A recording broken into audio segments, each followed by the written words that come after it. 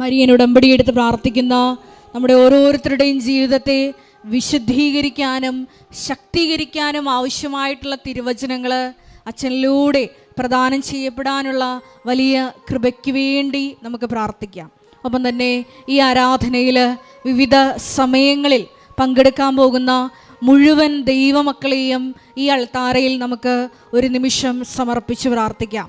അവർക്കെല്ലാവർക്കും ഈ വചനം കേൾക്കുമ്പോൾ ആത്മാവിൽ വലിയ ചലനങ്ങൾ ഉണ്ടാകുവാനും ദൈവമാതാവിനെ പോലെ ഈശോയെ ലോകത്തിന് കൊടുക്കുവാൻ അവരോരോരുത്തരെയും പ്രാപ്തരാക്കണമേ എന്ന് നമുക്ക് ഒരു നിമിഷം പ്രാർത്ഥിക്കാം. ഒപ്പം തന്നെ ഈ ധ്യാനത്തിൻ്റെ എല്ലാ ഭൗതിക സാഹചര്യങ്ങളെയും ഒരു നിമിഷം സമർപ്പിച്ച് പ്രാർത്ഥിക്കാം. ഗാന ശുശ്രൂഷയിലായിരിക്കുന്നവർ, മധ്യസ്ഥ പ്രാർത്ഥനയിലായിരിക്കുന്നവർ, മീഡിയയിലായിരിക്കുന്നവർ, സൗണ്ട് കൈകാര്യം ചെയ്യുന്ന സഹോദരങ്ങൾ എല്ലാവരെയും നമുക്ക് ഈ അൾത്താരയിൽ ഒരു നിമിഷം സമർപ്പിച്ച് പ്രാർത്ഥിക്കാം. ഒപ്പം തന്നെ 2015 മുതൽ നാളിതുവരെ കൃപാസനത്തിൽ വന്നും ഒപ്പം തന്നെ 2020 മുതൽ ഓൺലൈനായും ഉടമ്പടിയെടുത്ത് പ്രാർത്ഥിക്കുന്ന മുഴുവൻ സഹോദരങ്ങളെയും അവരുടെ സ്ഥാപനങ്ങളെയും വ്യക്തിപരമായ അവരുടെ ഓരോ നിയോഗങ്ങളെയും കുടുംബത്തിലെ ഓരോ അംഗങ്ങളെയും പ്രത്യേകമായിട്ട് ഈ അൾത്താരയിൽ നമുക്ക് ഒരു നിമിഷം സമർപ്പിച്ച് പ്രാർത്ഥിക്കാം. ഏറെ പ്രത്യേകമായിട്ട് സമയബന്ധിതമായിട്ട് ജീവിതത്തിൽ വലിയ വിഷയങ്ങൾ ഈ ദിവസങ്ങളിൽ നടക്കണമെന്ന് ആഗ്രഹിച്ചുകൊണ്ട് ഈ ആരാധനയിൽ പങ്കെടുത്ത് പ്രാർത്ഥിക്കുന്ന മുഴുവൻ ദൈവമക്കളെയും ഈ അൾത്താരയിൽ സമർപ്പിച്ചുകൊണ്ട് ദിവ്യകാരുണ്യനാഥനെ നമ്മുടെ എല്ലാ ജീവിത സാഹചര്യങ്ങളിലേക്കും വരവേറ്റുകൊണ്ട് ദൈവസ്നേഹത്തോടെ നമുക്ക് ഉച്ചത്തിൽ സ്തുതിച്ച് പ്രാർത്ഥിക്കാം. ഹല്ലേലൂയ, യേശുവേ ആരാധന. യേശുവേ അങ്ങയുടെ ആത്മാവിനെ അയച്ച് ഞങ്ങളുടെ ആലയത്തെ വിശുദ്ധീകരിക്കണമേ എന്ന് പ്രാർത്ഥിക്കുന്നു. ഞങ്ങളുടെ വ്യക്തിപരമായ നിയോഗങ്ങളിലേക്ക് ഈശോയെ സാന്ത്വനമായി നീ കടന്നു വരണമേ എന്ന് പ്രാർത്ഥിക്കുന്നു. ഞങ്ങളെ സാക്ഷികളാക്കി ഉയർത്തണമേ എന്ന് പ്രാർത്ഥിക്കുന്നു. ഹല്ലേലൂയ, മഹത്വം മഹത്വം, ആരാധന ആരാധന. ഹല്ലേലൂയ, യേശുവേ ആരാധന. ഹല്ലേലൂയ ഹല്ലേലൂയ ഹല്ലേലൂയ. നമുക്ക് ഗായക സംഘത്തോട് ചേർന്ന് ദിവ്യകാരുണ്യനാഥനെ നമ്മുടെ ഹൃദയത്തിലേക്കും ജീവിത സാഹചര്യങ്ങളിലേക്കും വരവേറ്റുകൊണ്ട് സ്നേഹത്തോടെ പാടി പ്രാർത്ഥിക്കാം.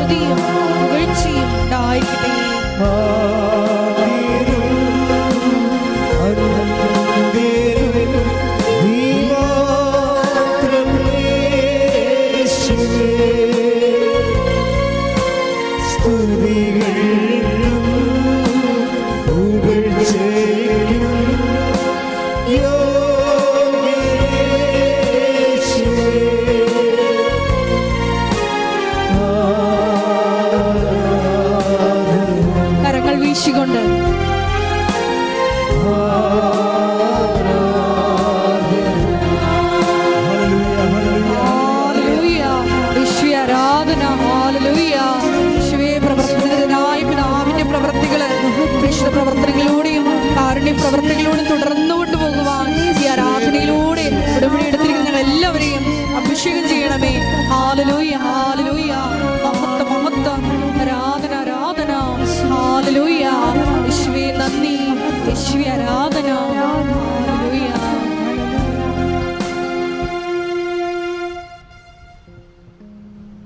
പരിശുദ്ധ പരമദിവ്യകാരുണ്യത്തിന് നേരവും ആരാധനയും സ്തുതിയും പുകഴ്ചയും ഉണ്ടായിരിക്കട്ടെ. പരിശുദ്ധ പരമദിവ്യകാരുണ്യത്തിന് നേരവും ആരാധനയും സ്തുതിയും പുകഴ്ചയും ഉണ്ടായിരിക്കട്ടെ. പരിശുദ്ധ പരമദിവ്യകാരുണ്യത്തിന് നേരവും ആരാധനയും സ്തുതിയും പുകഴ്ചയും ഉണ്ടായിരിക്കട്ടെ. നമുക്ക് കൃപാസനം പ്രത്യക്ഷീകരണ മധ്യസ്ഥ പ്രാർത്ഥന വിശ്വാസത്തോടെ ഏറ്റുചൊല്ലാം. അമ്മേ പരിശുദ്ധ അമ്മേ, അമ്മേ പരിശുദ്ധ അമ്മേ, ദൈവമാതാവേ, ദൈവമാതാവേ, കൃപാസനത്തിലൂടെ ഞങ്ങൾക്കും ഞങ്ങളുടെ ദേശത്തിനും അമ്മ മാധ്യസ്ഥം തേടി തന്ന എല്ലാ അനുഗ്രഹങ്ങൾക്കും കൃപകൾക്കും ഞങ്ങളിപ്പോൾ ഹൃദയം നിറഞ്ഞ നന്ദി പറയുന്നു. നമുക്ക് സ്തുതിച്ച് പ്രാർത്ഥിക്കാം. Hallelujah, hallelujah. കർത്താവേ, ആരാധന നിമിഷങ്ങളൊക്കെ അഭിഷേകത്തിന്റെ സൗഖ്യത്തിന്റെ ആശ്വാസത്തിന്റെ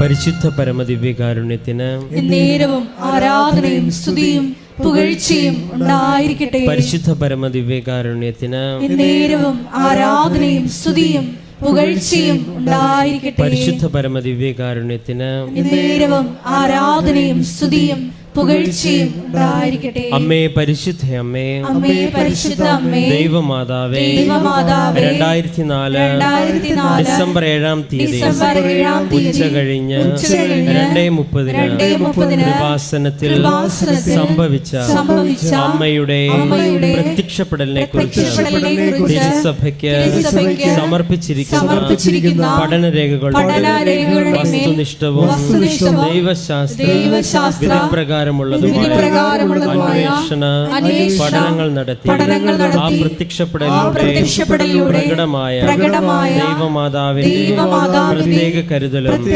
സംരക്ഷണവും വെളിപ്പെടുത്തുന്ന പീഡിതരുടെ ആശ്വാസവും പ്രവാചകന്മാരുടെ രാജ്ഞിയും വാഗ്ദാനത്തിന്റെ പേടകവും പ്രപഞ്ച പ്രകൃതിയുടെ മാതാവുമായ പരിശുദ്ധ അമ്മയുടെ ഭക്തി തിരുസഭയിൽ കൂടുതൽ പ്രചരിച്ച് ജീവിതത്തിന്റെ ദുരിത അവസ്ഥകളിൽ അകപ്പെട്ടു കഴിയുന്ന അനേകായിരം മക്കൾക്ക് ദൈവത്തിന്റെ സാന്നിധ്യവും സന്ധിപ്പും കൂടുതൽ അനുഭവിക്കുക ആത്മീയ വിശുദ്ധിയും ദൈവശക്തിയും കൈവരിക്കുവാൻ ഞങ്ങളുടെ കുടുംബങ്ങളെ ഇടയാക്കണമേ.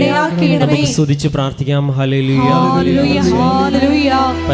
ആരാധന, ഹല്ലേലൂയ, മഹത്വം, മഹത്വം, ആരാധന, ആരാധന, ഹല്ലേലൂയ, ഹല്ലേലൂയ, ആരാധന.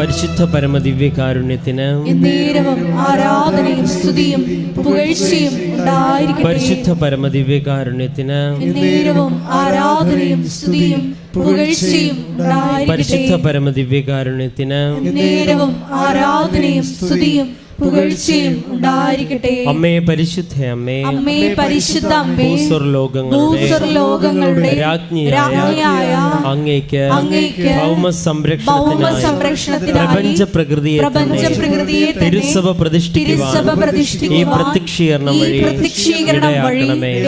പരിശുദ്ധ അമ്മേ, ജപമാല മാതാവേ, സകല കൃപാസന പ്രാർത്ഥനകളോട് ചേർത്ത് ഞങ്ങളിപ്പോൾ പ്രാർത്ഥിക്കുന്ന ഈ സമൂഹത്തിന്റെ പ്രത്യേക നിയോഗങ്ങളും നമ്മുടെ നിയോഗങ്ങളെല്ലാം നമുക്കിപ്പോൾ മൗനമായി സമർപ്പിച്ച് പ്രാർത്ഥിക്കാം.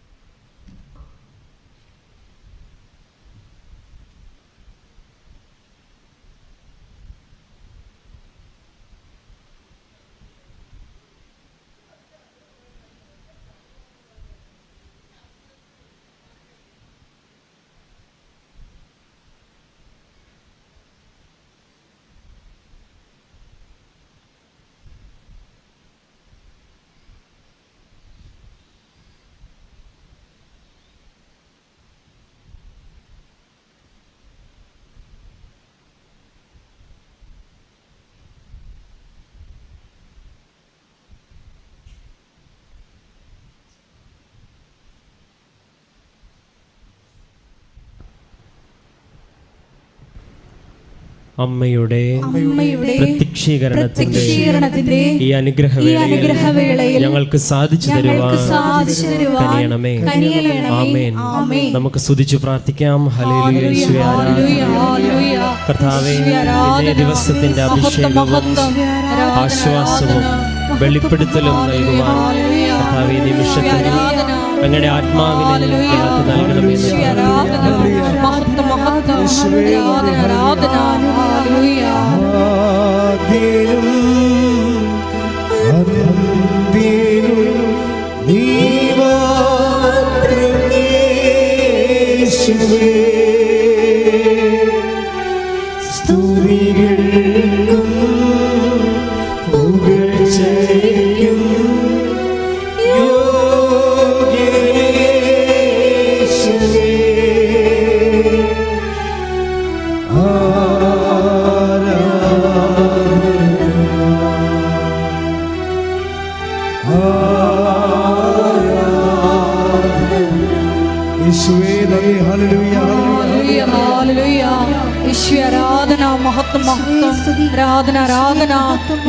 വിവിധ സമയങ്ങളിൽ ഈ ധ്യാന ശുശ്രൂഷയിൽ പങ്കെടുത്ത് പ്രാർത്ഥിക്കാൻ പോകുന്ന മുഴുവൻ മക്കളെയും ഈ സമയം സമർപ്പിച്ച് പ്രാർത്ഥിക്കുന്നു. ഷെക്കീന ടെലിവിഷനിലൂടെയും ഷാലോൺ ടെലിവിഷനിലൂടെയും കൃപാസനത്തിന്റെ സോഷ്യൽ മീഡിയ പ്ലാറ്റ്ഫോമുകളിലൂടെയും ഈ ശുശ്രൂഷയിൽ പങ്കെടുത്ത് പ്രാർത്ഥിക്കുന്ന മുഴുവൻ മക്കളുടെ നിയോഗങ്ങളെയും ഏറ്റെടുക്കണമേ എന്ന് പ്രാർത്ഥിക്കുന്നു. ശിശുയ മക്കളെ സാക്ഷികളാക്കി ഉയർത്തണമേ എന്ന് പ്രാർത്ഥിക്കുന്നു. ഹല്ലേലൂയ, മഹത്വം മഹത്വം, ആരാധന ആരാധന. ഹല്ലേലൂയ.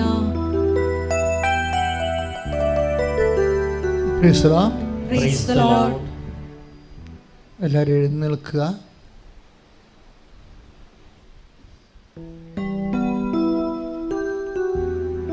ഇപ്പോൾ സ്തുതിപ്പിന്റെ സമയമാണ്. സ്തുതിക്കട്ടെ. ഹല്ലേലൂയ, ഹല്ലേലൂയ, ഹല്ലേലൂയ, ഹല്ലേലൂയ. മഹത്വം മഹത്വം, ആരാധന ആരാധന. ഹല്ലേലൂയ, ഹല്ലേലൂയ. യേശുവേ നന്ദി, യേശുവേ ആരാധന. ഹല്ലേലൂയ, ഹല്ലേലൂയ. യേശുവേ കൂടി ഈ ധ്യാനം നയിക്കുന്ന ബഹുമാനപ്പെട്ട മേശി ജോസഫ് അച്ഛനെ ഇയാൾ താരയിൽ സമർപ്പിച്ചു പ്രാർത്ഥിക്കുന്നു. യേശുവേ ഞങ്ങൾക്ക് വചനം നൽകണമേ എന്ന് പ്രാർത്ഥിക്കുന്നു. യേശുവേ ഞങ്ങളെ ആത്മാവിൽ വഴി നടത്തണമേ എന്ന് പ്രാർത്ഥിക്കുന്നു. ഹല്ലേലൂയ, ഹല്ലേലൂയ. മഹത്വം മഹത്വം, ആരാധന ആരാധന. ഒരുമിച്ച് പാടാം. Hallelujah, hallelujah. കൈ അടിച്ചുകൊണ്ട് പാടുക.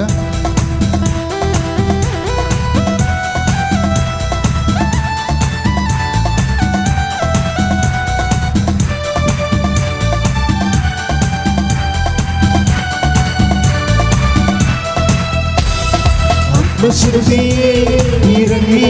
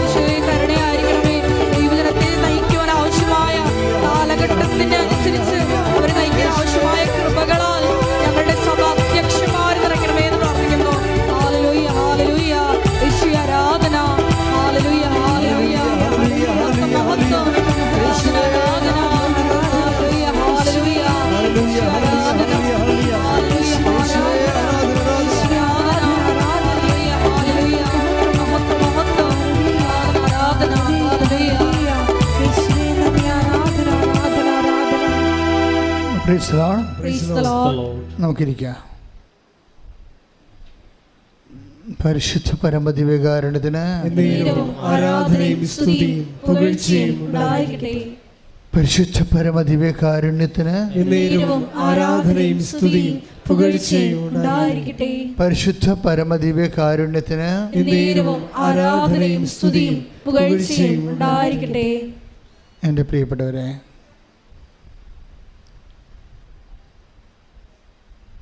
ഉടമ്പടി എന്ന് പറയുന്നത് ഭൗതികമായ ഭാഷയിൽ പറഞ്ഞാൽ സീറോ ക്യാപിറ്റലിൽ വർക്ക് ചെയ്യുന്ന ഒരു പദ്ധതിയാണ്. നമുക്കൊരു ബിസിനസ് ചെയ്യണമെങ്കിലും അതിന് ജോലി വേണമെങ്കിലും നമ്മുടെ കയ്യിൽ ഭൗതികമായ ആസ്തികളുണ്ടാകണം. ഉടമ്പടി പ്രകാരം നമ്മൾ ദൈവത്തിൻ്റെ ആസ്തികളിലെ, ചിലപ്പോൾ ദൈവത്തിൻ്റെ ആസ്തികളിൽ മാത്രം ആശ്രയിച്ചും ഉടമ്പടി നമുക്ക് വിജയിപ്പിച്ചെടുക്കാൻ പറ്റും. ഞാൻ ഇങ്ങനെ ആമുഖമായിട്ട് എന്താ ഇങ്ങനെ പറയണമെന്ന് വെച്ച് കഴിഞ്ഞാൽ, നിങ്ങൾ ആവലാതിപ്പെടേണ്ട ഒരു കാര്യമില്ല. നമ്മുടെ കൗണ്ടർ പാർട്ട്, നമ്മൾ ഇൻട്രാക്ട് ചെയ്യുന്ന വ്യക്തി ദൈവമായതുകൊണ്ട് ദൈവത്തിൻ്റെ കപ്പാസിറ്റിയിലാണ് നമ്മൾ ഉടമ്പടി ആശ്രയിക്കുന്നത്. അപ്പോൾ ദൈവത്തിൻ്റെ കപ്പാസിറ്റിയിൽ നമ്മൾ ഡ്രോ ചെയ്യണമെന്നുണ്ടെങ്കിൽ നമുക്ക് വളരെ ട്രഡീഷണൽ ആയിട്ടുള്ള കുറച്ച് കാര്യങ്ങൾ ആണ് വേണ്ടത്. ട്രഡീഷണലായിട്ട് ദൈവമായിട്ട് ഇൻട്രാക്ട് ചെയ്യാനായിട്ടുള്ള കാര്യങ്ങളിലൊന്ന് വിശ്വസ്തതയാണ്. ദൈവം ഓർക്കുന്നത് വിശ്വസ്തതയാണ്. അപ്പം നിസ്സാര കാര്യമല്ല വിശ്വസ്തത എന്ന് പറയുന്നത്. അപ്പം പ്രവാചകന്മാരൊക്കെ പ്രാർത്ഥന പരിശോധിച്ചാൽ പ്രവാചകന്മാർ ദൈവത്തോട് പറയാൻ തന്നെ, എൻ്റെ പൂർവ്വകാലങ്ങളിലുള്ള അങ്ങയോടുള്ള വിശ്വസ്തത അങ്ങ് ഓർക്കണമേ. അത് വല്ലാത്ത പ്രാർത്ഥനയാണ്. ഒരു പ്രാർത്ഥന ദൈവം സ്വീകരിക്കണമെങ്കിൽ അതിൻ്റെ ബേസ്മെൻറ്റിൽ വിശ്വസ്തത, എൻ്റെ വിശ്വാസത്തെ ഓർക്കണമേ എന്നല്ല പ്രാർത്ഥിക്കണത്. നമുക്ക് വചനം എടുക്കാം. സ്തുതിക്കട്ടെ. ഹല്ലേലൂയ. ഹല്ലേലൂയ.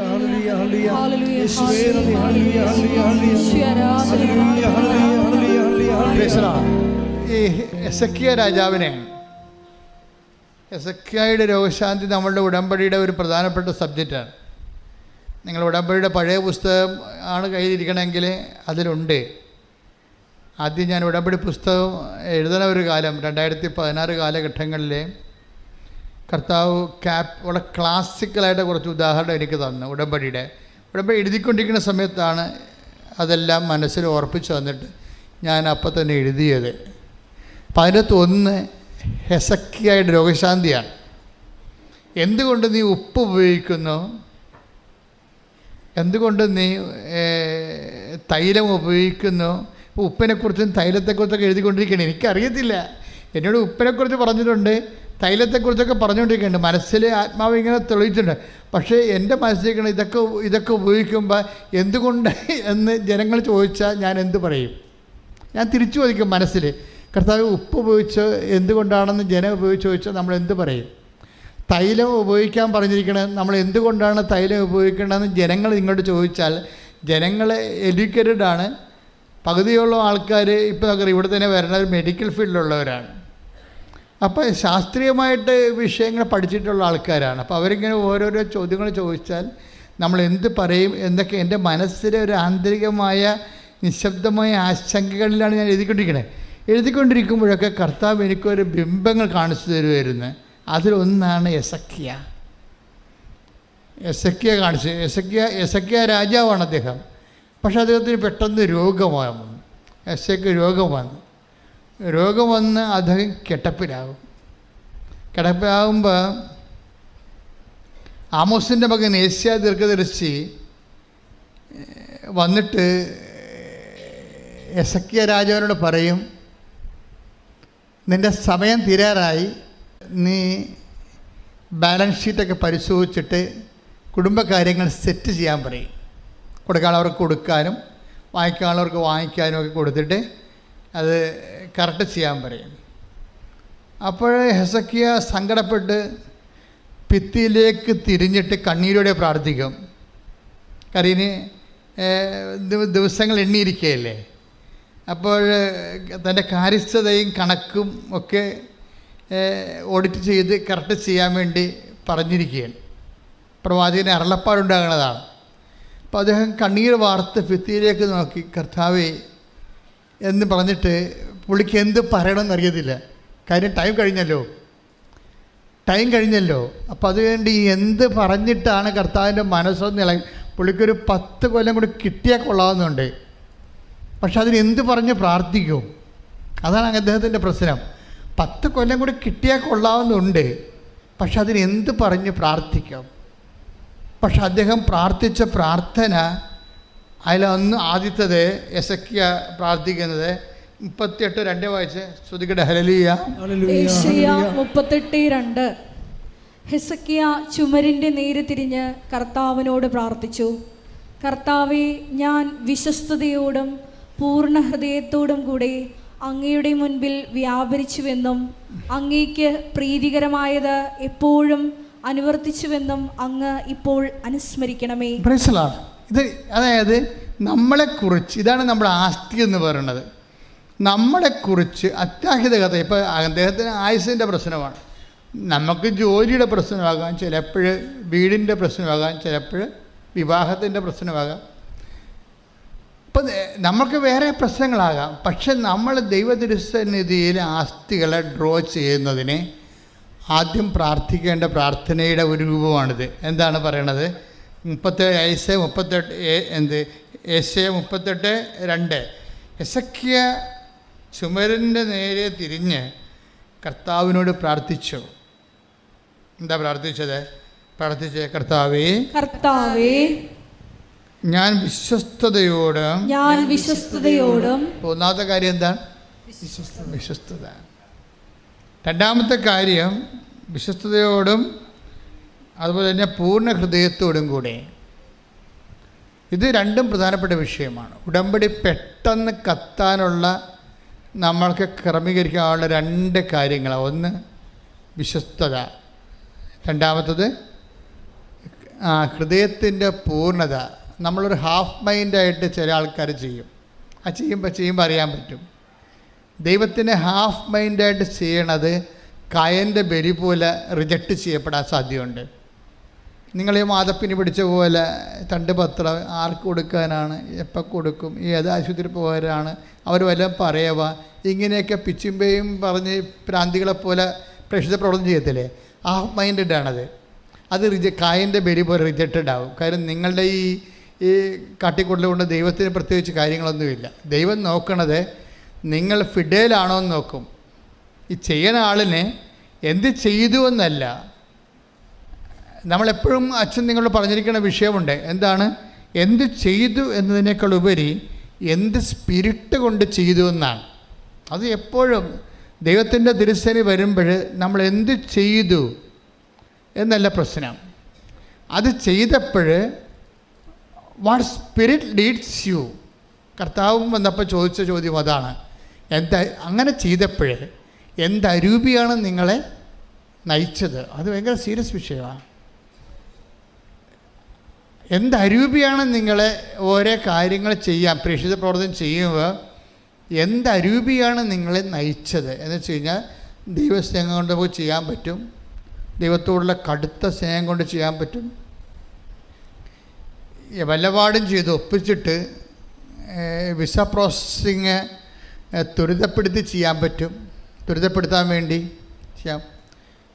എന്ത് മണ്ണാങ്കട്ടയാലും ശരി മാങ്ങാത്തൊരിയാലും ചെയ്ത് തുരച്ചേക്കാമെന്ന് പറഞ്ഞുകൊണ്ട് 5 കെട്ട് പത്രത്തിന് 50 കെട്ട് പത്രം മേടിച്ച് കൊടുത്ത് കൊണ്ടേ ഒപ്പിക്കും.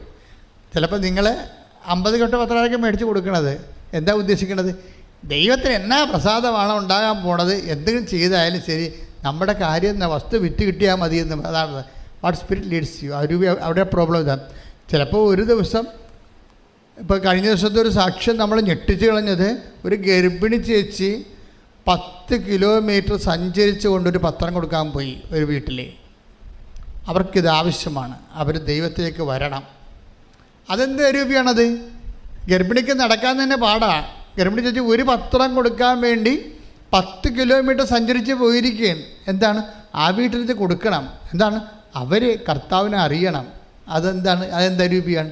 ദൈവസ്നേഹമാണ്. അതാ പ്രശ്നം.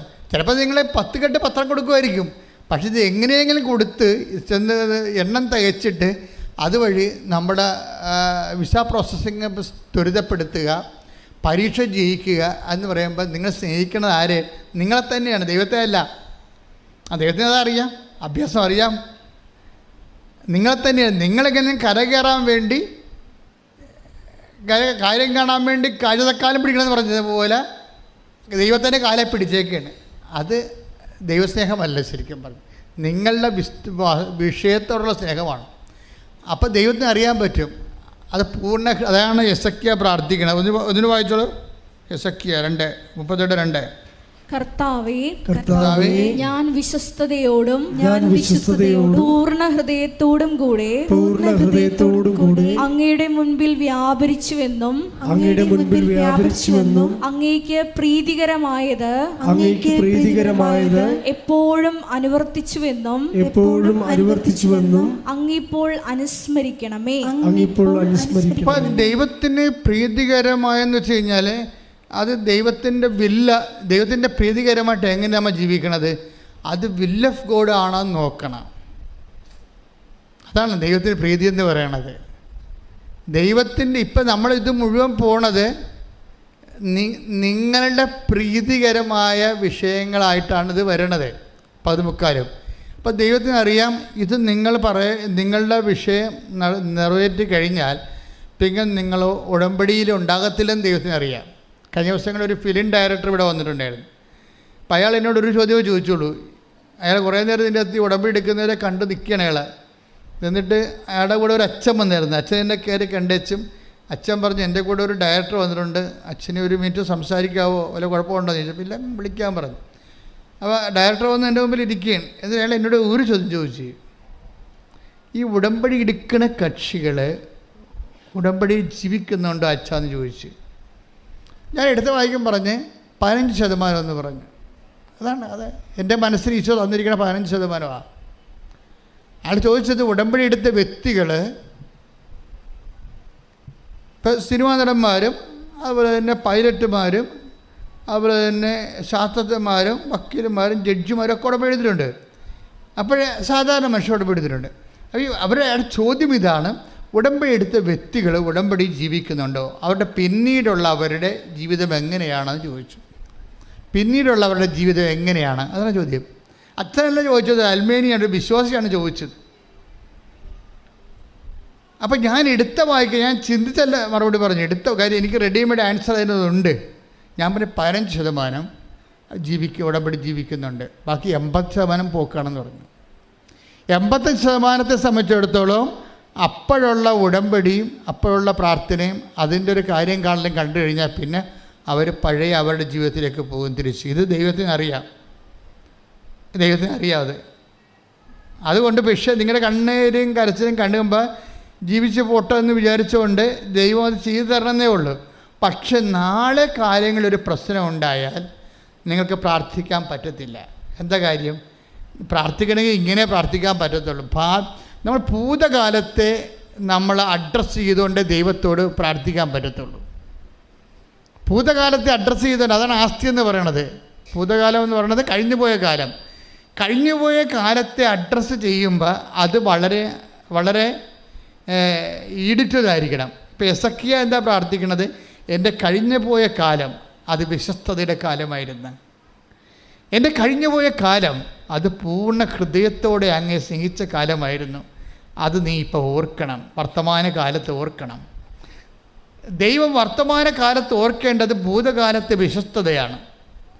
എൻ്റെ ദൈവവേദന ഭൂതകാലത്തെ വിശ്വസ്തത, ഭൂതകാലത്തെ കഴിഞ്ഞുപോയ കാലത്തെ ദൈവസ്നേഹം, പൂർണ്ണ ഹൃദയത്തോടെയുള്ള ദൈവസ്നേഹത്തെക്കുറിച്ച് നിനക്ക് അതിൻ്റെ ഒരു ആസ്തി ഉണ്ടെങ്കിലേ ദൈവം അറ്റകൈ ചെയ്യാൻ തയ്യാറാകും. അറ്റകൈ എന്ന് വെച്ച് കഴിഞ്ഞാൽ ഇപ്പം ഞാൻ ഒരിക്കൽ ആനാറമ്പൽ പിതാവ്, എൻ്റെ പിതാവ്, ഞാനും പിതാവായിട്ട് ബിഷപ്പ് ഹൗസിൽ സംസാരിച്ചുകൊണ്ടിരിക്കുകയാണ്. ഓരോ കാര്യങ്ങൾ പറഞ്ഞുകൊണ്ടിരിക്കുന്ന സമയത്ത് കൃപാസനത്തെക്കുറിച്ച് ഡിസ്കഷനിൽ വന്നപ്പോൾ പിതാവ് പറഞ്ഞു, ഇത് അത്ഭുതങ്ങളുടെ ധ്യാനകേന്ദ്രമാണെന്നാണ് പുറത്തറിയണത്. ബിഷപ്പുമാരൊക്കെ പറഞ്ഞിട്ടുണ്ട്, എന്താണ് ബിഷപ്പ്, എന്താണ് ആനാറമ്പ്, അവിടെ ഭയങ്കര അത്ഭുതമാണ് നടക്കണതെന്ന്. അപ്പം ഇത് ധ്യാനകേന്ദ്രമാണെന്ന് പിതാക്കന്മാർക്ക് അങ്ങനെ കുറച്ച് ഐഡിയ ഇല്ല. ഇത് അത്ഭുതങ്ങൾ നടക്കുന്ന സ്ഥലമാണെന്നാണ് കേരളത്തിലെ ബിഷപ്പുമാർ ഞങ്ങളുടെ ബിഷപ്പിന് കൊടുത്തിരിക്കുന്ന ഒരു നോട്ട്. ഇപ്പം എൻ്റെ ബിഷപ്പ് എന്നോട് പറഞ്ഞ് അത്ഭുതങ്ങളുടെ സ്ഥലമാണെന്നാണ് പുറത്തുള്ള റിപ്പോർട്ടെന്ന് പറയണം. അപ്പം ഞാൻ പറഞ്ഞാൽ ശരിയാണ് പിതാവ്, അത് ശരിയാണ് പിതാവ്. കാര്യത്താൽ ദൈവം എവിടെയുണ്ടോ അവിടെ അത്ഭുതം ഉണ്ടാവും. It is very simple. വിശ്വസ്തതയും ഭാഗികമല്ലാത്ത പൂർണ്ണമായ ഹൃദയത്തോടു കൂടി ദൈവത്തിൻ്റെ തിരുസന്നിധി. നിങ്ങൾക്കറിയാമല്ലോ, ഞാൻ ഇന്നലെ കൊച്ചത്തിൻ്റെ കൂടെ പോയി കുമ്പസാരിച്ചു. അപ്പോൾ എനിക്ക് കുറച്ച് ദിവസമായിട്ട് തോന്നിയപ്പോൾ ഒരു ദിവസം ഇങ്ങനെ വന്നപ്പോൾ എനിക്ക് തോന്നി, ഞാനങ്ങനെ രാവിലെ എഴുന്നേറ്റ് വരുമ്പോൾ ഞാനൊരു അപേക്ഷയൊക്കെ പിടിച്ച് മാതാവിൻ്റെ മുമ്പിൽ നിൽക്കണം. സ്വപ്നമാണേ, ഒരു അപേക്ഷയൊക്കെ പിടിച്ച്, നിങ്ങളുടെ അപേക്ഷയാണ്, നിങ്ങൾക്ക് വേണ്ടി ഞാനിങ്ങനെ മാതാവിൻ്റെ മുമ്പിൽ നിൽക്കണ സമയത്ത് പക്ഷെ മാതാവിൻ്റെ ഈ രൂപക്കൊടി ഔസേപ്പിതാവ് ഇതേ കളറിൽ തന്നെ ഉണ്ട്. അത് ഞാൻ നേരത്തെ കണ്ടിട്ടുണ്ട്, ഞാൻ അല്ലാതെ തന്നെ പകൽ കണ്ടിട്ടുണ്ടത്.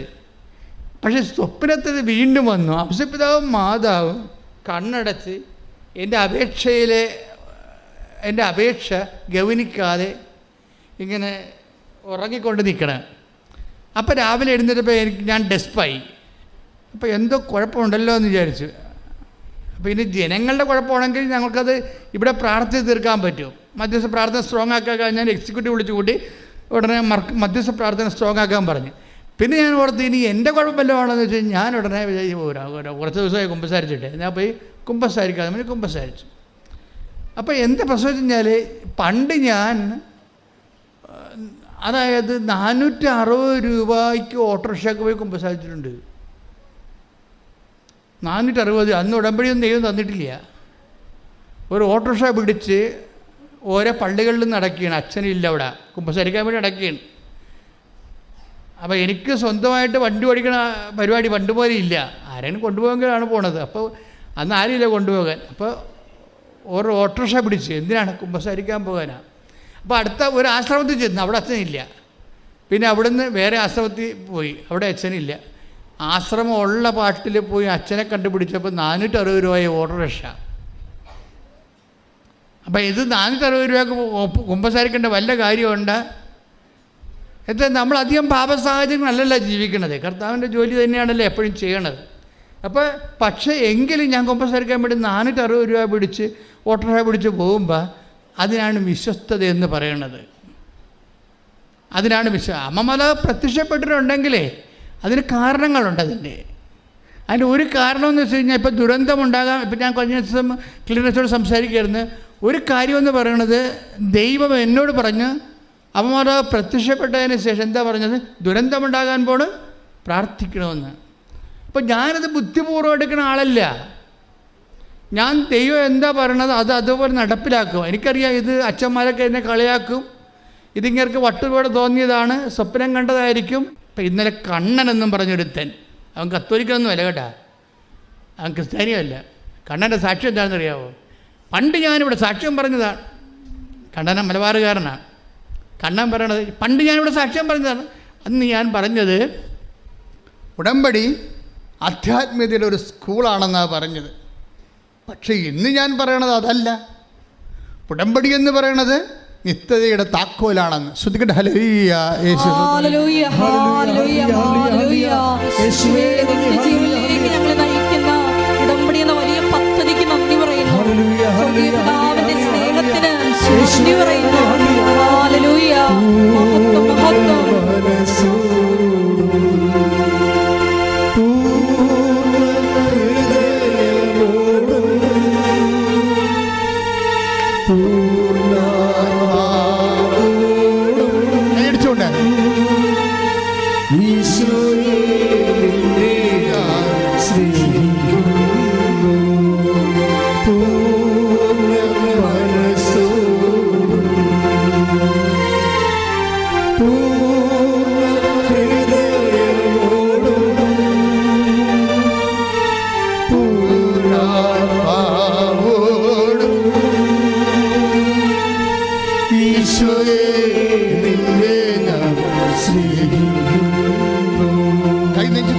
സന്തോഷത്തോടെ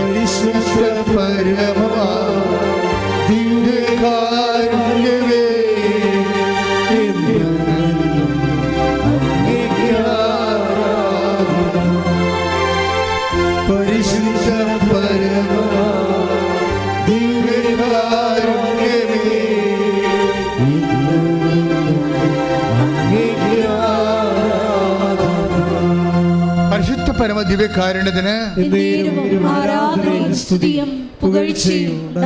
അപ്പൊ ബുദ്ധി കൊണ്ട് ദൈവത്തെ മനസ്സിലാക്കുന്ന ഒരു കാലത്തിൻ്റെ അപ്പുറത്ത് ഹൃദയത്തെ കൊണ്ട് മനസ്സിലാക്കുന്നവരുടെ ആധ്യാത്മിക അനുഭവങ്ങള് ജാതിക്കും മതത്തിനും അപ്പുറത്താണ് കണ്ണന്മാർ ജീവിക്കണത്. എന്താണ്? ഉടമ്പടി നിത്യതയുടെ താക്കോല്. എന്തൊരു വർത്തമാനാണ്. ഞാൻ കീഴ്പാട് കൊമ്പിട്ട് പോയി. എന്താ കാര്യം? ഉടമ്പടി നിത്യതയുടെ താക്കോലെന്ന് പറയണമെങ്കിൽ പരിശുദ്ധാത്മാവ് നേരിട്ട് വന്ന് അവരോട് പറഞ്ഞു കാണും. അതാണ് അവൻ്റെ ജ്ഞാനം. ശ്രുതിക്കട്ടെ. ഹല്ലേലൂയ, ഹല്ലേലൂയ, ഹല്ലേലൂയ, ഹല്ലേലൂയ. വാചകന്റെ പുസ്തകത്തിൽ പറയുന്നത് പോലെ ആത്മാവിന്റെ വലിയ വെളിപ്പെടുത്തലുകൾ നൽകുന്നതിന് നന്ദി പറയുന്നു. ഹല്ലേലൂയ, ആരാധന. ഹല്ലേലൂയ.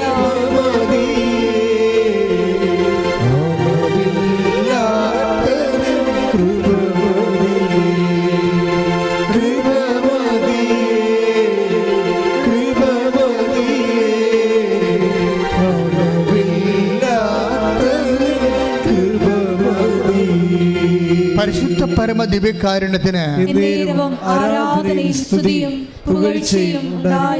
എൻ്റെ മക്കളെ, അച്ഛൻ പറഞ്ഞു വരണത് എന്താണെന്ന് അറിയാമോ? ഇതിന് ആസ്തി ഭദ്രതയെക്കുറിച്ചാണ് പറയണത്.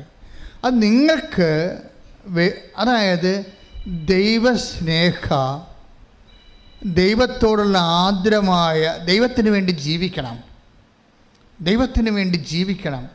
അപ്പം ദൈവത്തിന് വേണ്ടി ജീവിക്കണമെന്ന് തോന്നുകയാണെങ്കിൽ ദൈവത്തിനോട് അത്രയും ഒരു സ്നേഹം ഉണ്ടാകണം. എൻ്റെ മക്കളെ, നിങ്ങളെ തിരികത്തിക്കത്തില്ല. പച്ചത്തിരും നിരക്കത്തിരും കത്തിക്കുമ്പോൾ എൻ്റെ വീട്, എൻ്റെ വിവാഹമേ, എൻ്റെ മക്കൾ അല്ലോ. എൻ്റെ ദൈവമേ, നിൻ്റെ രാജ്യം വരണമേ, നിൻ്റെ തിരുമന സ്വർഗത്തിലെ പോലെ ഭൂമിയിലുമാകണമേ, നിനക്ക് വേണ്ടി ജീവിക്കാൻ സ്വർഗത്തിൻ്റെ ഉപകരണമാക്കണമേ. ശ്രദ്ധിക്കട്ടെ. ഹല്ലേലൂയ, ഹല്ലേലൂയ, ഹല്ലേലൂയ. മരിയനോട് അമ്പടിയെടുത്ത് പ്രാർത്ഥിക്കുന്ന എല്ലാവരെയും ദൈവരാജ്യത്തിന്റെ പോരാളികളാക്കി മാറ്റണമേ. ഹല്ലേലൂയ, മഹത്വം, മഹത്വം.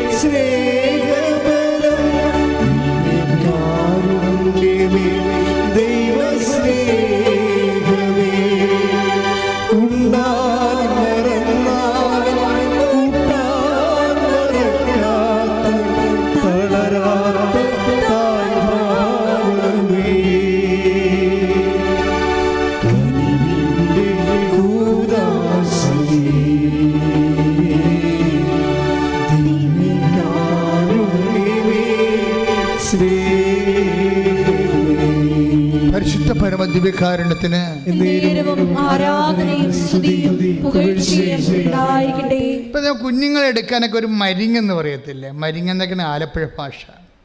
ഇപ്പം നമ്മൾ ഈ കുഞ്ഞു പെട്ടികളൊക്കെ ഒരു ജ്ഞാനസ്ഥാന പ്രായമാകണ സമയത്തൊക്കെ സാധാരണ അമ്മമാർ കുഞ്ഞുങ്ങളെ കൈമാറി കൊടുക്കത്തില്ലല്ലോ.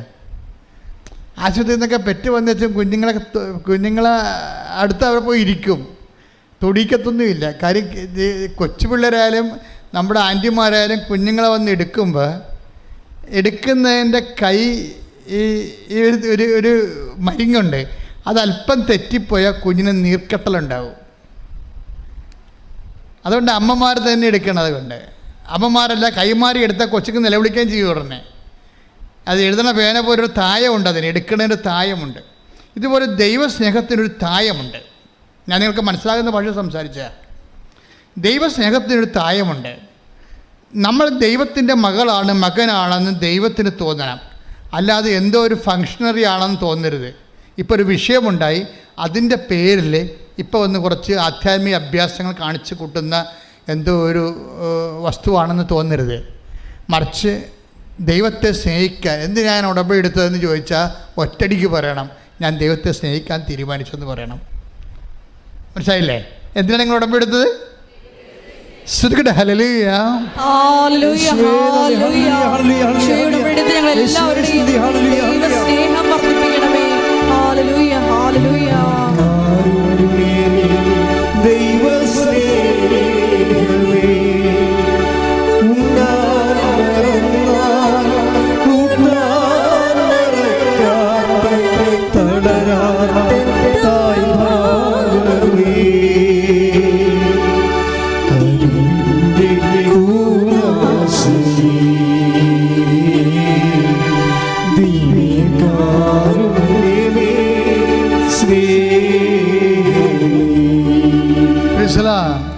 കഴിഞ്ഞ ദിവസങ്ങളിലൊരു സാക്ഷ്യം ഉണ്ടായിരുന്നു, ഞാൻ ഇട്ടിട്ടുണ്ടത്, യൂട്യൂബിലുണ്ട്. അവരുടെ പേര് സിമി തൃപ്പൂണിത്തറ. സിമിയുടെ സാക്ഷ്യവും നമുക്ക് കേട്ടാൽ നമുക്ക് ത്രില്ലടിക്കും. എന്ന് വെച്ച് കഴിഞ്ഞാൽ ഒരു സിമിയുടെ വിഷയമെന്ന് പറഞ്ഞാൽ ആദ്യം പറഞ്ഞുതരാം. അയാൾ കല്യാണം കഴിച്ചു കഴിഞ്ഞിട്ട് പിന്നെ നമ്മുടെ ഈ ഫെലോപ്പിയൻ ട്യൂബ് ഈ നമ്മളുടെ ഗർഭനാളിയില്ലേ, അതിന് ക്യാൻസറാണ്. അപ്പോൾ ഒരു ക്യാൻസർ വന്ന് അതിൻ്റെ ഗർഭനാളി ഒരെണ്ണം എടുത്ത് കളഞ്ഞ്. അപ്പോൾ എന്നിട്ട് അവൾക്ക് നല്ല ധൈര്യമാണ്, കുഴപ്പമൊന്നുമില്ല, അത്യാവശ്യം പ്രാർത്ഥനയൊക്കെ ഉള്ള ആളാണ്. പക്ഷെ അതിനേക്കാൾ ഉപരി ശാസ്ത്രത്തിൽ വിശ്വാസമുണ്ട് എന്നാണ് അവൾ പറഞ്ഞത്. ഞാൻ പ്രാർത്ഥനയൊക്കെ ഉള്ള ആളാണ്, പക്ഷെ എന്നാലും എനിക്ക് ഒരു അണ്ടനാളി എടുത്ത് കളഞ്ഞിട്ടും എനിക്ക് മരുന്നുണ്ടല്ലോ, ഡോക്ടറുണ്ടല്ലോ, ശാസ്ത്രമുണ്ടല്ലോ, സയൻസ് ഉണ്ടല്ലോ എന്നൊക്കെ പറഞ്ഞ് ഞാൻ വിശ്വസിച്ച് ഞാനങ്ങനെ ധൈര്യം പെട്ടിരുന്നു. ഇപ്പം കുറച്ച് കഴിഞ്ഞപ്പോൾ ഒരു 6 മാസം കഴിഞ്ഞപ്പോൾ ചികിത്സ പോകുന്നുണ്ട്. പക്ഷേ പിന്നീട് ചെക്ക് ചെയ്തപ്പോൾ വീണ്ടും സെക്കൻഡ് സ്റ്റേജ് ക്യാൻസർ വന്നു. അപ്പോൾ ഡോക്ടർ പറഞ്ഞ് കീമോ സ്റ്റാർട്ട് ചെയ്യാമെന്ന് പറഞ്ഞു. അപ്പോൾ ഞാൻ പറഞ്ഞു സയൻസ് ഉണ്ടല്ലോ, ഡോക്ടറുണ്ടല്ലോ, ശാസ്ത്രമുണ്ടല്ലോ, എനിക്കത് പ്രശ്നമൊന്നുമില്ല, കീമോ എടുത്തിട്ട് ഒത്തിരി പേര് രക്ഷപ്പെടുന്നുണ്ടല്ലോ, പിന്നെ എന്താ പ്രോബ്ലം? ഞാനങ്ങനെ മൈൻഡ് ചെയ്തില്ല. ഞാൻ വളരെ ക്ലിയറായിട്ട് പോയി. അങ്ങനെ ഒരു മാസം കഴിഞ്ഞ് ഒരു കൊല്ലം കഴിഞ്ഞപ്പോൾ അപ്പോൾ ഞാൻ ഓക്കെ ആയിട്ട് ജോലിയൊക്കെ ചെയ്യുന്നുണ്ട്. അത് പോയ ക്യാൻസർ 3-ാം പ്രാവശ്യം വന്ന് 3-ാം പ്രാവശ്യം എൻ്റെ ഇവിടെ തോളിലൊരു മുഴ വന്ന് എൻ്റെ പെൽവിക് റീജിയനിലൊക്കെ അരക്കെട്ടിന് താഴെയും അരക്കെട്ടോട് ബന്ധപ്പെട്ട ഭാഗങ്ങളെല്ലാം ഇതുപോലെ മുഴകൾ വന്നു. അപ്പോൾ ഡോക്ടർ പറഞ്ഞു പെറ്റ് സ്കാൻ എടുക്കണമെന്ന് പറഞ്ഞു. അപ്പോൾ പെറ്റ് സ്കാൻ എടുത്തു. അപ്പോൾ കുറച്ച് വ്യാപിച്ചിട്ടുണ്ട് എന്ന് പറയുമ്പോൾ അപ്പോൾ ഡോക്ടർ പറഞ്ഞു നമുക്ക് നോക്കാം എന്ന് പറഞ്ഞു. അപ്പോഴെൻ്റെ ചങ്ക് പതറിപ്പോയി. ഇത്രയും നാൾ ഡോക്ടർ കുഴപ്പമില്ല എന്ന് പറഞ്ഞെന്ന് വെച്ചാൽ ഇപ്പം പറഞ്ഞത് എന്താണ്, നമുക്ക് നോക്കാം. അപ്പം ഞാൻ വിശ്വസിച്ച സയൻസിനെ എവിടെയോ അടിപതറുന്നുണ്ട്. ആ പതർച്ച തിരിച്ചടിച്ച് ഇവൾക്ക്. കാര്യം ഇവളുടെ മുടിയൊക്കെ പോയി, ലക്ഷണം മാറി. അപ്പോൾ ഇനി എന്ത് ചെയ്യുമെന്നറിയാൻ പാടില്ല, അതേപോയി. മനസ്സിലായില്ലേ? 3-ാം സ്റ്റേജ് വന്നിട്ട് 1.5 കൊല്ലം 2 കൊല്ലം ഈ പേഷ്യൻ്റ് കടന്നു പോയിട്ടും സയൻസ് ഉണ്ടല്ലോ, ഡോക്ടറുണ്ടല്ലോ, ചികിത്സയുണ്ടല്ലോ, എത്ര പേര് ചികിത്സിച്ച് സുഖപ്പെടുന്നുണ്ടല്ലോ എന്ന് പറഞ്ഞ് ധൈര്യപ്പെടുകയാണ്. അപ്പോഴും ഇവർക്ക് ഫുള്ളായിട്ട് ദൈവത്തിൽ ഇൻവെസ്റ്റ് ചെയ്യാൻ പറ്റണില്ല. എന്താ കാര്യം? ചികിത്സയുണ്ടല്ലോ, ഡോക്ടറുണ്ടല്ലോ, സയൻസ് ഉണ്ടല്ലോ എന്നൊക്കെ ഉണ്ടല്ലോ എന്നൊക്കെ പറഞ്ഞിട്ട് അവരതിൽ അവലംബം വെച്ച് നിൽക്കുകയാണ്. ഇവിടെയാണ് ഈ എസെക്കിയാ പറയുന്നത്. ആ വചനം വായിച്ച മോളെ ശ്രുതികട്ടെ. യെശയ്യാ 38:3. കർത്താവേ, ഞാൻ വിശ്വസ്തയോടും പൂർണ്ണ ഹൃദയത്തോടും കൂടെ അങ്ങയുടെ മുൻപിൽ വ്യാപരിച്ചുവെന്നും അങ്ങേക്ക് പ്രീതികരമായത് എപ്പോഴും അനുവർത്തിച്ചുവെന്നും അങ്ങിപ്പോൾ അനുസ്മരിക്കണമേ. അപ്പൊ എസെക്കിയാ എന്താ പ്രാർത്ഥിക്കണത്? ഒന്ന്, എൻ്റെ പൂർവ്വകാലങ്ങളിലുള്ള വിശ്വസ്തത. പിന്നെ എന്താ? പൂർണ്ണമായ ഹൃദയത്തോടെ അങ്ങയുടെ തിരിച്ച് അവരുടെ പ്രശ്നം വേണ്ടത്. ഇപ്പോൾ ഡോക്ടറുണ്ടല്ലോ, സയൻസ് ഉണ്ടല്ലോ, മെഡിസിൻ ഉണ്ടല്ലോ എന്ന് പറയുമ്പോഴേ പൂർണ്ണ ഹൃദയമില്ലത്. ഹൃദയം 10-മുക്കാലും സയൻസിന് കൊടുത്തിരിക്കുകയും. ഇവിടെയാണ് പ്രശ്നം വേണ്ടത്. നിങ്ങൾ സയൻസിന് കൊടുക്കും, ഞാനും ചികിത്സിക്കുന്നതാണ്, എനിക്കും രോഗം വന്ന് ഞാൻ ചില സമയത്ത് ചികിത്സിക്കും. പക്ഷേ അതല്ല പ്രശ്നം. നമ്മൾ അതിന് ഹൃദയം കൊടുക്കരുത്. ഹൃദയം ആർക്കാണ് കൊടുക്കേണ്ടത്? ഹൃദയം സയൻസിനെയും ഡോക്ടറിനെയും കണ്ടുപിടിച്ച ദൈവത്തിനാണ് 1-ാം സ്ഥാനം കൊടുക്കേണ്ടത്. ശ്രുതികട്ടെ. ഹല്ലേലൂയ, ഹല്ലേലൂയ, ഹല്ലേലൂയ, ഹല്ലേലൂയ. യേശുവേ, എപ്പോഴും അങ്ങയുടെ സന്നിധിയിൽ പൂർണ്ണ ഹൃദയത്തോടെ വ്യാപരിക്കുവാൻ ഈ ആരാധനയിലൂടെ ഞങ്ങളെ അഭിഷേകിക്കുന്നു. ഹല്ലേലൂയ, മഹത്വം, മഹത്വം, ആരാധന, ആരാധന. ഹല്ലേലൂയ. രക്ഷക കർത്താവേ,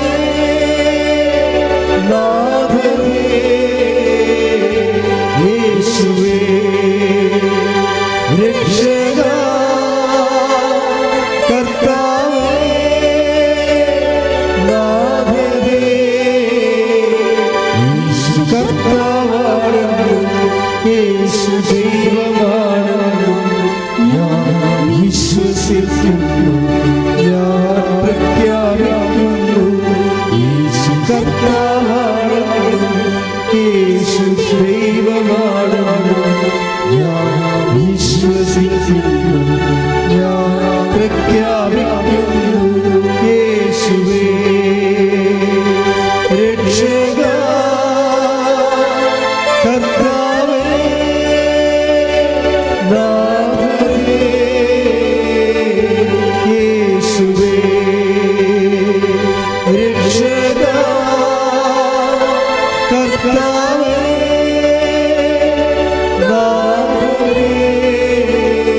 പരിശുദ്ധ പരമ ദിവ്യകാരുണ്യത്തിന് ആരാധനയും സ്തുതിയും പുകഴ്ചയും ഉണ്ടായിരിക്കട്ടെ. ഇടത് കൈയും വലത് കൈയും പോലെ തന്നെ പ്രാർത്ഥനയുടെ 2 കൈകളാണ്. എന്ത്? വിശ്വസ്തതയും പൂർണ്ണഹൃദയവും. പൂർണ്ണഹൃദയം എന്ന് പറയുമ്പോൾ ഇപ്പോൾ ഈ ചേച്ചി എന്നാ പറയണത്? എനിക്ക് ഡോക്ടറുണ്ടല്ലോ, മരുന്നുണ്ടല്ലോ, സയൻസ് ഉണ്ടല്ലോ എന്നല്ല. അതാണ്. അപ്പോൾ ഹൃദയം പകുതിയോളം മരുന്നിലാണ് ആശ്രയിക്കുന്നത്. പിന്നെ മേമ്പൊടിക്ക് പ്രാർത്ഥനയും. അവിടെ വിഷയം തന്നെ. നിങ്ങളുടെ വിഷയത്തിൽ വെറുതെ വരുവോ? നിങ്ങളെന്താ പറയണമെന്ന് വെച്ച് കഴിഞ്ഞാൽ നമുക്ക് കുഴപ്പമില്ല, വീട് വെക്കാം, ലൈഫിൻ്റെ കാശ് കിട്ടിയല്ല 4 ലക്ഷം, ബാക്കി നമുക്ക് ഇന്നാളെ ഇത്ര രൂപ തരാറുണ്ടല്ലോ അത്, പിന്നെ വീട്ടിൽ പൊന്നുണ്ടല്ലോ അത്, ഇങ്ങനെ കുറേ ആശ്രയം വെക്കും. നിങ്ങളെ ആശ്രയം വെക്കുമ്പോൾ സ്വാഭാവികമായി പ്രാർത്ഥനയുടെ ബലക്ഷയം ഉണ്ടാകും. പ്രാർത്ഥനയുടെ ബലക്ഷയുണ്ട്. കാര്യം ദൈവത്തിൽ ആശ്രയിക്കുമ്പോൾ എപ്പോഴും നമ്മൾ ശ്രദ്ധിക്കേണ്ടതാണ്. ഫുള്ളായിട്ടുള്ള കർത്താവ് ഇന്ന കാര്യങ്ങളൊക്കെ ഉണ്ട്, അതൊന്നും ഞാൻ കാര്യമാക്കുന്നില്ല. ഞാൻ കാര്യമാക്കുന്നത് ബേസിക്കായിട്ട് നീ എൻ്റെ കൂടെ ഉണ്ട് എന്നുള്ളതിനാണ്. കൈയടിച്ച് കർത്താവ്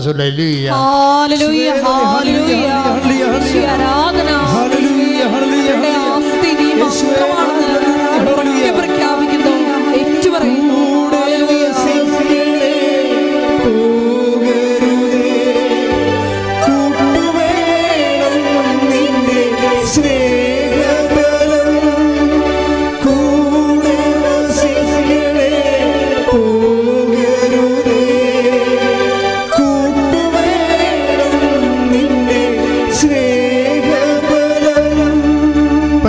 പരമദിവ്യകാരുണ്യത്തിന് നേരവും ആരാധനയും സ്തുതിയും പുകഴ്ചയും ഉണ്ടായിരിക്കട്ടെ. എപ്പോഴും നമ്മൾ ശ്രദ്ധിക്കണം, നമുക്ക് ഇന്ന ഇന്ന കാര്യങ്ങളൊക്കെ ഉണ്ടാകാം, പക്ഷെ അത് പ്രേയറിൽ അഡ്രസ്സ് ചെയ്യരുത്, മനസ്സിൽ പോലും ഓർക്കരുത്. ദൈവം മാത്രമേ നമുക്കുള്ളൂ എന്ന് ഓർക്കണം. അതായത് കർത്താവിൻ്റെ കാലത്ത് ഞങ്ങൾ എബ്രാഹത്തിൻ്റെ സന്തതികളാണ്, ഞങ്ങൾക്ക് പിതാവായി എബ്രാഹം ഉണ്ട് എന്ന് ഇവർ വിചാരിച്ചിരുന്നു. ഇപ്പം കർത്താവ് എന്ന് പറഞ്ഞ് അങ്ങനെ എബ്രാഹം ഉണ്ട്, യാക്കോബുണ്ട്, ഇസഹാക്കുണ്ട് എന്നൊന്നും പറയരുത്.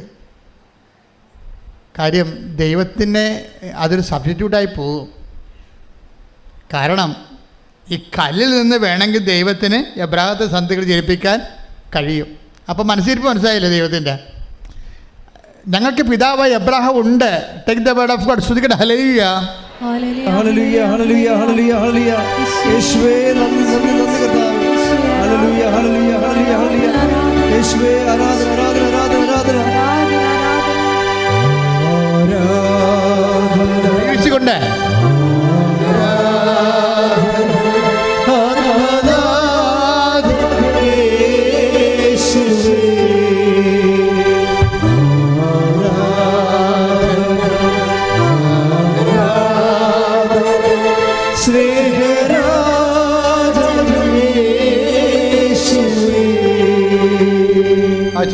മത്തായി 3:9 ഞങ്ങൾക്ക് പിതാവായി അബ്രഹാം ഉണ്ട് എന്ന് പറഞ്ഞ് അഭിമാനിക്കേണ്ട. ശരി, ഇതാണ് പ്രശ്നം. അഭിമാനങ്ങളിലായിരിക്കും ടോർപ്പട വീഴാൻ പോണത്. നമുക്ക് ഇന്ന സംഭവം ഉണ്ട് എന്നും പറഞ്ഞ് അഭിമാനിക്കരുത്. FD ഉണ്ട്, പറമ്പുണ്ട്, പൊന്നുണ്ട്, ആങ്ങള അമേരിക്കയിലുണ്ട്, ബ്രിട്ടനിലുണ്ട് എന്നൊക്കെ പറഞ്ഞ് ഇതാണ് പ്രശ്നം. ഉണ്ട് ഉണ്ട് എന്ന് പറയരുത്. ആധ്യാത്മികമായി വരുമ്പോൾ ഈ ഉണ്ട് ഉണ്ടെന്ന് പറയുമ്പോൾ അത് നേരെ ദൈവത്തിന് സബ്സ്റ്റിറ്റ്യൂട്ടായിട്ടാണ് വരണത്. ഞങ്ങൾക്ക് ഈശോ ഉണ്ടെന്ന് പറഞ്ഞാൽ മതി, മനസ്സിലായില്ലേ? അല്ലാതെ എൻ്റെ അനിയത്തി ലണ്ടനിലുണ്ട്, മറ്റേയാൾ ഓസ്ട്രേലിയയിലുണ്ട്. അപ്പോൾ എന്താണ് പറഞ്ഞിരിക്കുന്നത്?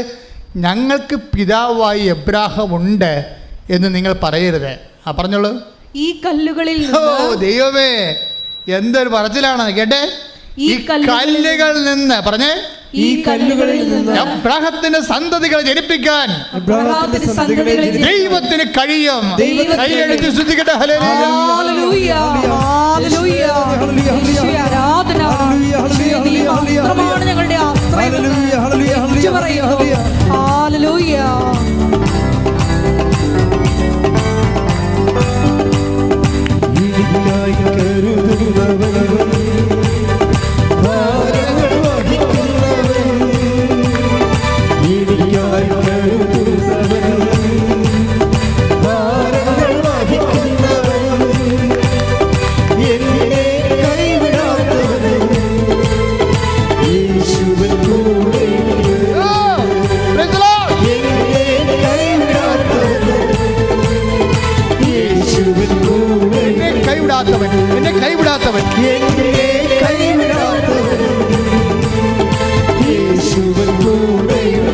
എനിക്കായി കരുതുന്നവൻ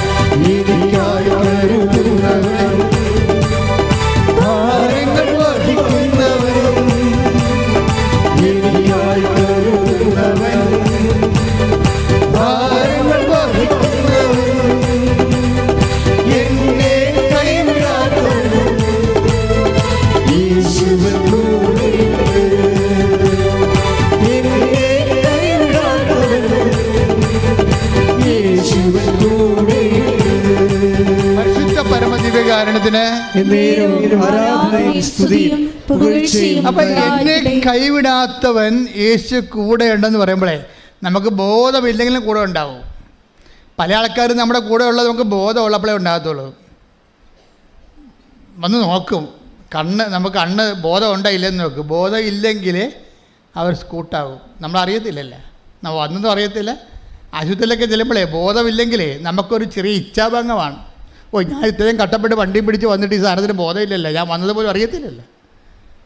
ബോധം വരുമ്പോൾ പറഞ്ഞേക്കണേ ഞാൻ വന്നെന്ന് ഇല്ലേ? അടുത്ത് നിൽക്കണേ ബൈസ്റ്റാൻഡറോട് പറയവേ, ഇച്ചായന് ബോധം വരുമ്പോൾ പറഞ്ഞേക്കണേ ഞാൻ വന്നെന്ന് പറഞ്ഞേക്കണേ. ഇപ്പം ഞാൻ വരണമെന്ന് വന്നു എന്നുള്ളതിന് ഇയാൾക്ക് എന്താ വേണ്ടത്? ബോധം വേണം. ബോധമില്ലെങ്കിൽ നമ്മൾ വണ്ടി സ്കൂട്ടാവും, നമ്മളുണ്ടാകത്തില്ല. മനുഷ്യന്മാരുടെ എല്ലാ ബന്ധവും അങ്ങനെയാണ്. പക്ഷെ നിൻ്റെ ദൈവം നിനക്ക് ബോധമില്ലെങ്കിലും നിന്റെ കൂടെ ഉണ്ടാവും. കൈയടിച്ചത് കേട്ട് ഹല്ലേലൂയ. ഹല്ലേലൂയ, എനിക്കായി കരുതുന്നവൻ. യേശുവേ ആരാധന. ഞങ്ങളുടെ എല്ലാ ജീവിതാവസ്ഥകളിലും കൂടെ നിൽക്കുന്ന അവിടുത്തെ സാന്നിധ്യത്തിന് നന്ദി പറയുന്നു.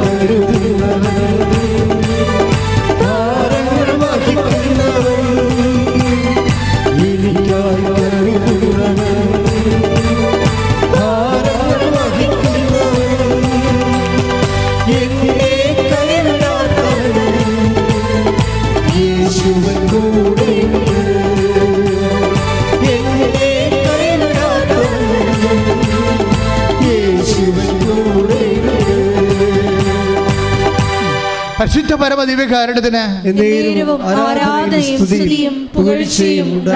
നമുക്ക് ബോധമില്ലെങ്കിലും നമ്മുടെ ദൈവം നമ്മുടെ കൂടെ ഉണ്ടാകും. കഴിഞ്ഞ ദിവസങ്ങളിൽ ഇങ്ങനൊരു സാക്ഷ്യം ഉണ്ടായി. അത് മെജോ എന്ന് പറയും, നല്ല സാക്ഷ്യമാണ്. മെജോ ഒരു വീട് വാങ്ങിക്കാൻ വേണ്ടി ബോംബെ പോയി. അപ്പോൾ 2ാം നിലയിൽ നിന്ന് മെജോ ആ വീട് കണ്ടുകൊണ്ടിരിക്കുന്ന സമയത്ത് തല ചുറ്റി 2ാം നിലയിൽ നിന്ന് ആൾ താഴെ പോയി. താഴെ വീണിട്ട് കണ്ണ് തെറിച്ചു പോയി, കൈ ഊരിപ്പോയി, വലതുവശം മൊത്തം തളർന്നു പോയി, മുട്ട 8ആയി പൊട്ടി, കാലും കൈയുമൊക്കെ ഒടിഞ്ഞ്, തല കുടുങ്ങി, ഒരു ചോരക്കട്ടയായിട്ട് ആശുപത്രി ചെല്ലുമ്പോൾ ശവമാണെന്നും പറഞ്ഞുകൊണ്ട് അവർ ഒരകൃതം പിടിച്ച് കട്ടിലിട്ട് മാറ്റി. കാര്യം ഡെഡ് ബോഡിയാണല്ലോ വന്നിരിക്കുന്നത്. കുറച്ച് കഴിഞ്ഞപ്പോൾ പൾസ് വന്ന്, അപ്പോൾ ഉടനെ ഇവരെ വെൻറ്റിലേറ്ററിലേക്ക് മാറ്റി.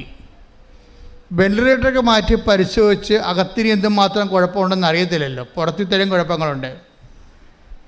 അപ്പോൾ ആൾ മരിച്ചതിന് തുല്യമാണ്.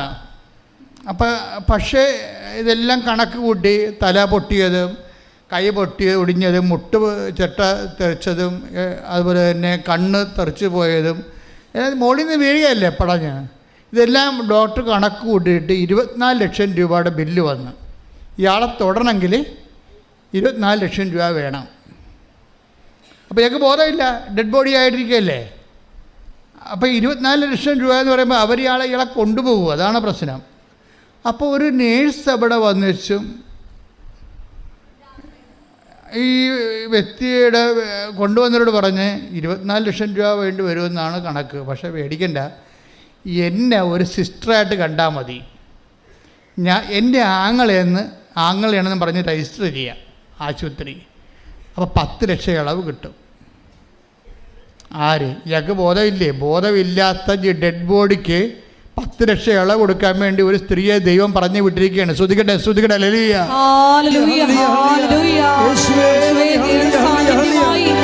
ജീവിത ദുരിതങ്ങളിൽ കൂടെ സഞ്ചരിക്കുന്ന അവിടുത്തെ സ്നേഹത്തിന് നന്ദി പറയുന്നു.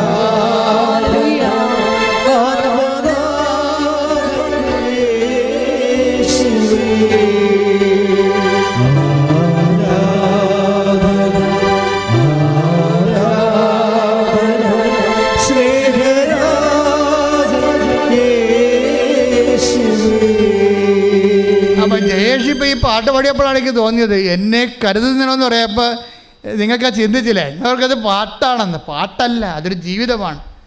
എനിക്കായി കരുതുന്നവൻ, നമുക്ക് ബോധമില്ലെങ്കിലും കരുതുന്നവനാണ്. ഒരു ബന്ധവും പരിചയവും വേണ്ട ദൈവത്തിൽ നിന്നെ കരുതാൻ. ഈ നേഴ്സ് പറഞ്ഞു എൻ്റെ ബ്രദറാണെന്നും പറഞ്ഞ് അഡ്മിറ്റ് ചെയ്യാൻ പറഞ്ഞു.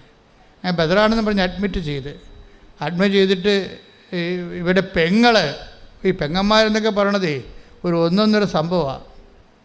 ഒത്തു കിട്ടിയാൽ നമ്മൾ രക്ഷപ്പെടും. അതായത് പെങ്ങൾക്ക് ഉടനെ അവൾ ഓടി അവൻ്റെ റിപ്പോർട്ടും കൊണ്ട് മാതാവിൻ്റെ അടുത്ത് വന്നു. മാതാവിൻ്റെ അടുക്കൽ നിന്ന് വന്നിട്ട് മാതാവിൻ്റെ റിപ്പോർട്ട് കാണിച്ച് എന്ന് വെച്ച്, അമ്മ പോകാതെ വേറൊരു മാർഗ്ഗമില്ലെന്ന് പറഞ്ഞു. എന്നെ കണ്ടോ ഇല്ലെന്നൊന്നും അറിയത്തില്ല, അങ്ങനെയൊന്നും സാക്ഷ്യത്തിൽ പറയണില്ല. റിപ്പോർട്ട് മാതാവിൻ്റെ അടുത്ത് കൊണ്ടുവന്നെന്ന് പറയുന്നുണ്ട്. അവൾ കാണിച്ചതാണോ സാധാരണ ഞാനാണ് കൊണ്ടുവന്ന് റിപ്പോർട്ട് കാണിക്കണം മാതാവിൻ്റെ അടുത്ത്.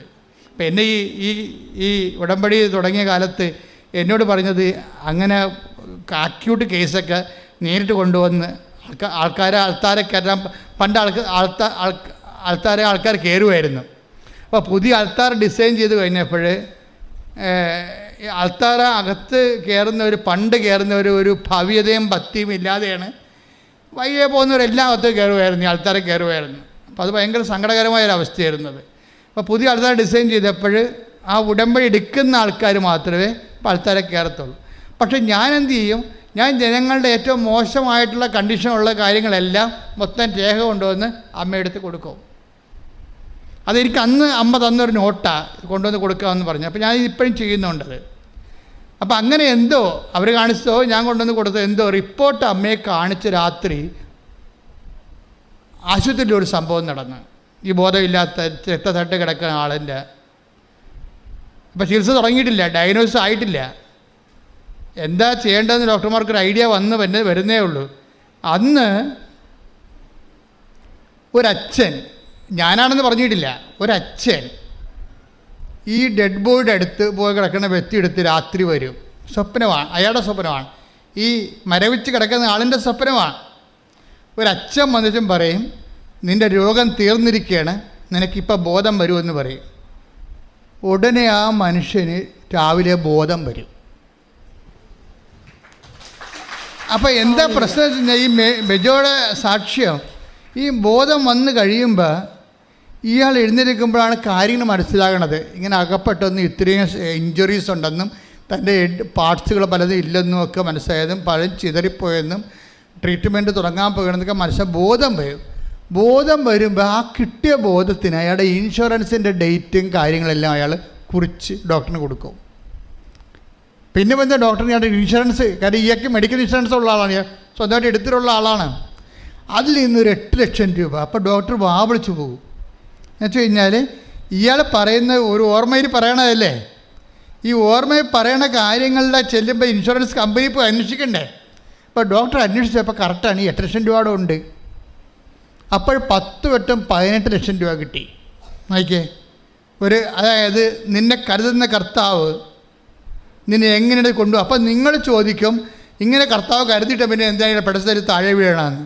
താഴെ ഞാനും വീഴും, നിങ്ങളും വീഴും. കാര്യം എന്താണെന്ന് വെച്ചാൽ, നമ്മളൊരു കാര്യം ചെയ്യുമ്പോൾ വീടെടുക്കാൻ പോയാലും കാറെടുക്കാൻ പോയാലും അത് നമുക്ക് ആൾ കളിക്കാനാണോ മറ്റുള്ള മുമ്പിൽ നമ്മൾ വലിയ സ്ഥലത്തെ പ്രധാന ദിവ്യനാണെന്ന് നാട്ടുകാരുടെ അടിച്ചേൽപ്പിക്കാനാണോ ലോകാരൂപിയാണോ ദൈവത്തിൻ്റെ മഹത്വം ഉണ്ടാകുമോ?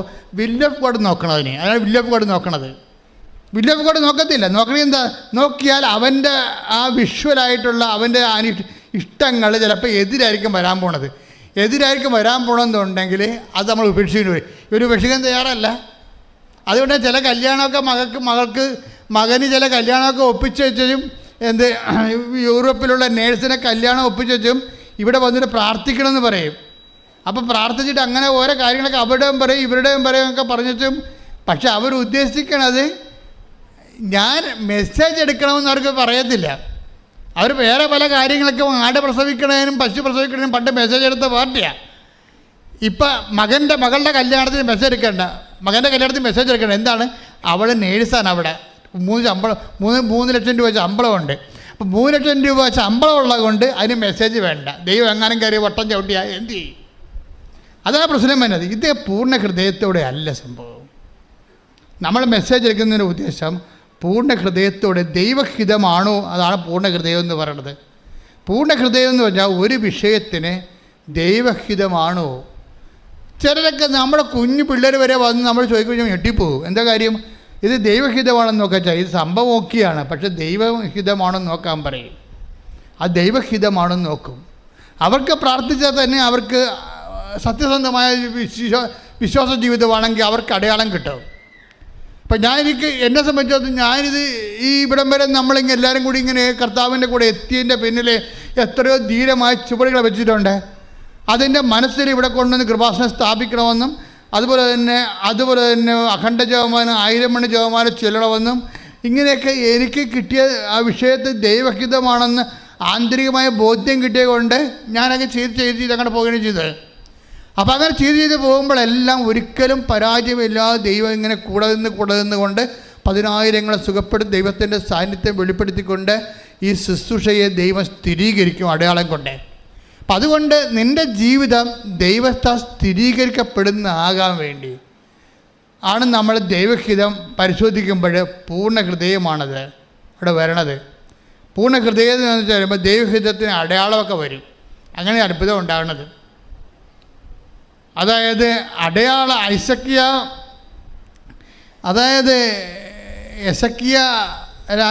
ഹെസക്കിയ രാജാവ് ഭിത്തിക്ക് പുറംതിരിഞ്ഞ് നിന്നുകൊണ്ട് ആയുസ്സിന് വേണ്ടി പ്രാർത്ഥിക്കുമ്പോൾ യെശയ്യാ പ്രവാചകൻ അടുത്ത് നിൽപ്പുണ്ട്. പെട്ടെന്ന് ഇടിമിന്നൽ പോലെ കർത്താവിൻ്റെ ശക്തി ധരിച്ചിട്ട് അയാൾ പറയും, അതായത് അഹാബിൻ്റെ സൂര്യഘടികാരം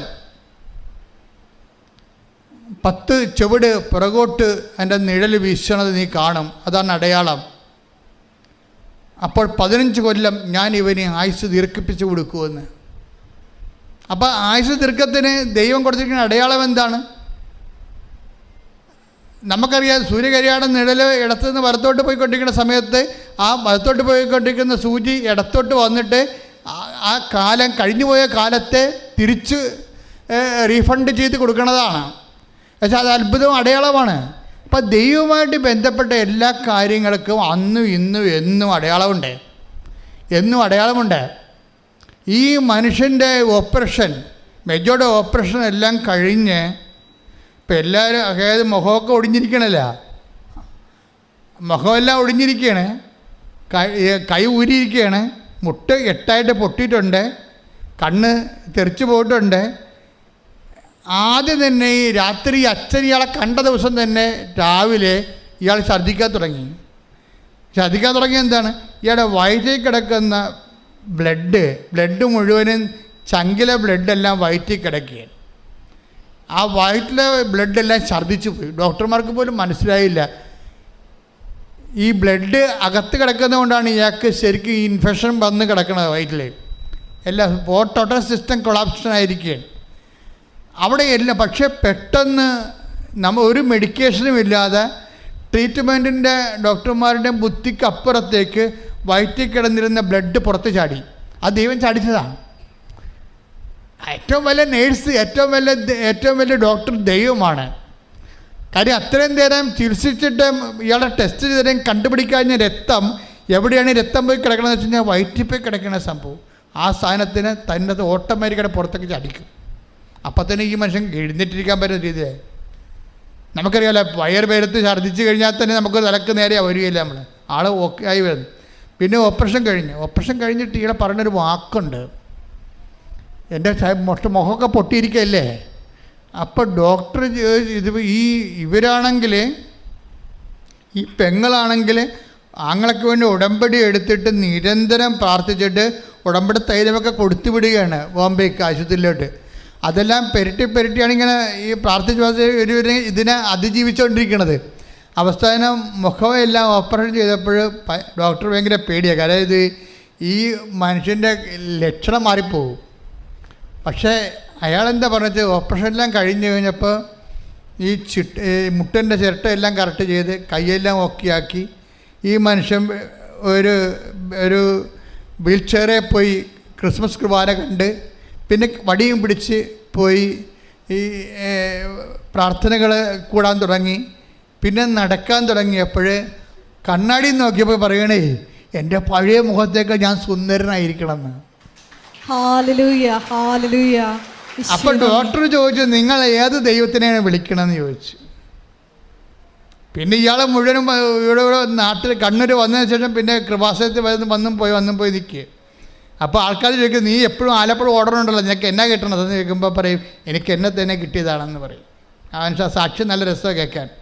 എന്ന് വെച്ചാൽ ഒരു മനുഷ്യൻ, ഇപ്പം അയാളും വൈഫും കൂടി അയർലൻഡിലോട്ട് പോവുകയാണ്.